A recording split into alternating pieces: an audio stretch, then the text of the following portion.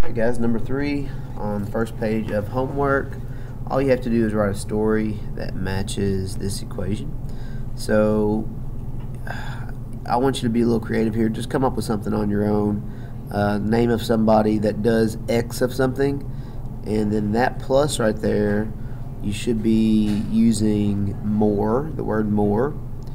And since you have a quarter of what they had, it should be a quarter more of what they did. So 1/4 more of whatever X was. So come up with a person that did something that was X long or X length or X amount, and then they added another quarter to that, or went another quarter past it. So I'll let you write that, and if you just write this down on your homework, I'll know that you're just copying down my videos. So come up with something on your own. You've got a brain.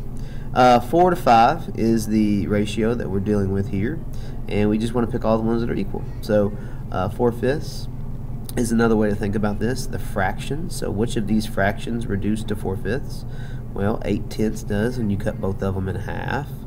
And there are probably some other ones that match up here, but we can eliminate some that are already in simplest form, like 7/8 can't reduce anymore, so that one's not going to work. 2/3 can't reduce anymore, and it doesn't equal 4/5, so it can't be that one. Now these others that have decimals in them, we have to kind of check. We really got to go back and check those because they're not in simplest form. One way to check one that has halves is to multiply them both by 2. If you multiply 2 by 2, you get 4. And if you multiply 2.5 by 2, you get 5. And you'll learn that it is the same as 4/5. So we want that one.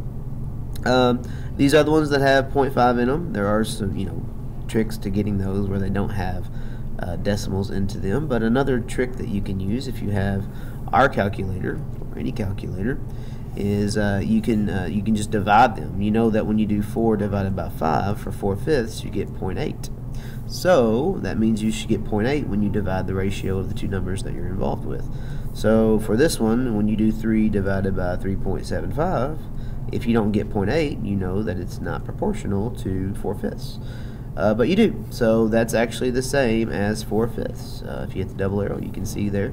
C works. Let's try 14 divided by 27.5. Okay, 14 divided by 27.5.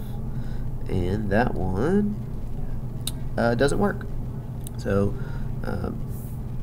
I could have said that probably pretty easily because 14 is almost half of 27.5, and 4/5 is more closer to a whole.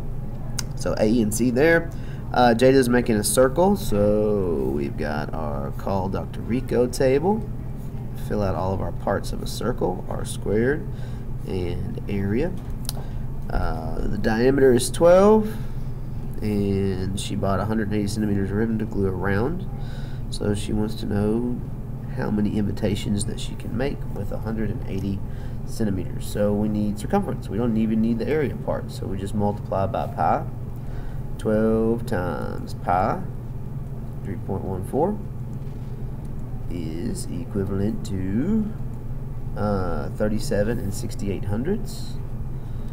So how many of these could she wrap around? We've got to do some division of how much she's got and how much it takes to make one. So 180 divided by that circumference, 180 divided by the answer gives us almost 5, but she could make 4, not quite 5. So how many can she make? 4. And that's our answer.